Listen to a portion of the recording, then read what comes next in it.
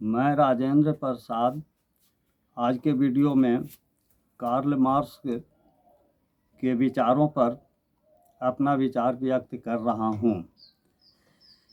संसार में सबसे पहले कार्ल मार्क्स ने शोषक वर्गों के द्वारा शोषण करने के तरीकों का विस्तृत विवेचन किया था। उन्होंने उद्योगपतियों और व्यापारियों के बढ़ते धन और श्रमिकों की बदहाली का गहन अध्ययन किया था, परंतु उनकी लेखनी अपूर्ण थी। उन्होंने सर्वहारा वर्ग के लिए काफ़ी प्रयत्न किया। उनके प्रयत्न से सर्वहारा वर्ग में नई किरणों का दर्शन हुआ। उन्हें उम्मीद जगी कि एक न एक दिन सत्ता पर हमारा अधिकार अवश्य होगा। सर्वहारा के जीवन में नया विहान होगा। राजतंत्र के राजा से ग्रसित उनके सामंत, व्यापारी आदि मध्यम वर्गीयों ने मार्क्सवाद को हथियार बनाया। धीरे धीरे उनके हथियार तेज होते चले गए। सर्वहारा वर्ग अशिक्षित और बेहद लाचार थे। वे उनके साथ झंडा लेकर आंदोलन के मैदान में कूद पड़े। रूस में सफलता भी मिली। सर्वहारा को चॉकलेट के अतिरिक्त कुछ भी नहीं मिला। यही बात चीन में भी हुई। सत्ता पर सामंतों और बड़े बड़े व्यापारियों का अधिकार हो गया। सर्वहारा वर्ग के कुछ शिक्षित और अग्रगण्य क्रांतिकारियों को भी सामंतों और व्यापारियों ने अपने पक्ष में कर लिया। सर्वहारा थक हार कर बैठ गया। यदि कार्ल मार्क्स व्यवस्था के प्रारूप के बारे में स्पष्ट संकेत दिए होते तो निश्चय ही रूस में साम्यवाद का उदय हो जाता। वहीं से सभी देशों के सर्वहारा को साम्यवाद का प्रशस्त मार्ग मिल जाता। वहीं से सभी देशों के सर्वहारा को सहयोग भी मिल जाता। लेकिन वैसा नहीं हुआ। चीन अपने देश की ज़्यादा जनसंख्या के भार से काफ़ी परेशान हुआ। उसने अपनी असफलता को छिपाने के लिए विस्तारवादी नीति को अपनाया। आज भी वह दूसरे देशों पर अधिकार जमाने की बात ही सोचता है। उस समय और आज की परिस्थितियों में काफ़ी परिवर्तन हुआ है। उस समय संसार के लगभग सभी भागों में राजतंत्र था। वे लोग अपने साम्राज्य का विस्तार करने के लिए एक दूसरे पर आक्रमण करते रहते थे। भयंकर लड़ाइयाँ होती थी। काफ़ी रक्तपात होता था। इस प्रकार साम्राज्यवादी शक्तियों का उदय हुआ था। साम्राज्यवादी शक्तियों ने अनेक देशों को गुलाम बना लिया था।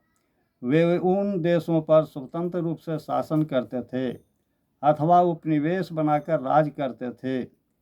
सर्वत्र श्रमिकों की दशा अत्यंत खराब थी।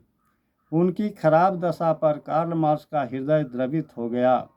वे उनके हित में लेखन कार्य करने लगे।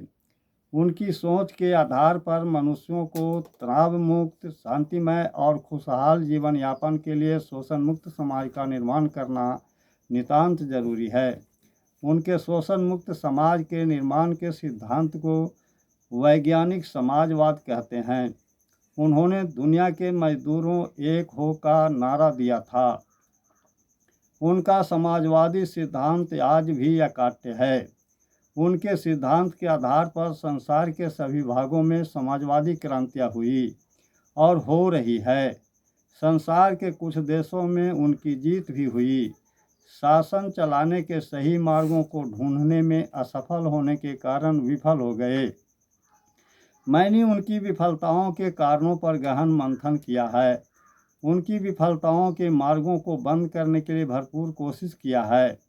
कार्ल मार्क्स ने शोषण मुक्त समाज की स्थापना के लिए सत्ता पर अधिकार करने के लिए कहा था। उनका यह कथन उस समय के लिए सही था।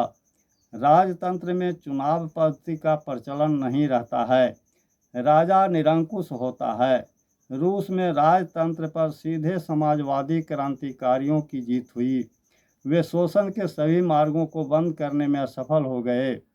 फलता विफलता हाथ लगी। चीन भी शोषण के सभी मार्गों को बंद करने में असफल हो रहा है। उसे भी विफल होने के संकेत मिल रहे हैं। वर्तमान समय में संसार के अधिकांश देशों में लोकतांत्रिक व्यवस्था है। चुनाव पद्धति के माध्यम से प्रतिनिधियों का चुनाव होता है। चुनाव में कई अरब रुपये खर्च होते हैं। चुनाव करवाने में राष्ट्रीय कोष की भारी क्षति होती है। विकास के कार्य बाधित होते हैं। जनजीवन कुछ दिनों के लिए अस्त व्यस्त हो जाता है। चुनाव जीतने के लिए अनेक प्रतिभागी करोड़ों रुपये खर्च करते हैं। जीत जाने के बाद अरबों रुपये कमाने की योजना बनाते हैं। जनता ठगी रह जाती है। मैंने इस अवगुण को दूर करने के लिए चयन पद्धति का उल्लेख किया है। शोषण के मार्गों को बंद करने के लिए अनेक सुझाव दिया है। जातीय और धार्मिक विभेदों को दूर करने के लिए बच्चों का नामकरण में जातीय टाइटल नहीं देने तथा माता पिता से संपर्क नहीं रखने का सुझाव दिया है। अपनत्व शुद्ध सामाजिक मानव व्यवस्था का शत्रु है। आज के वीडियो में इतना ही।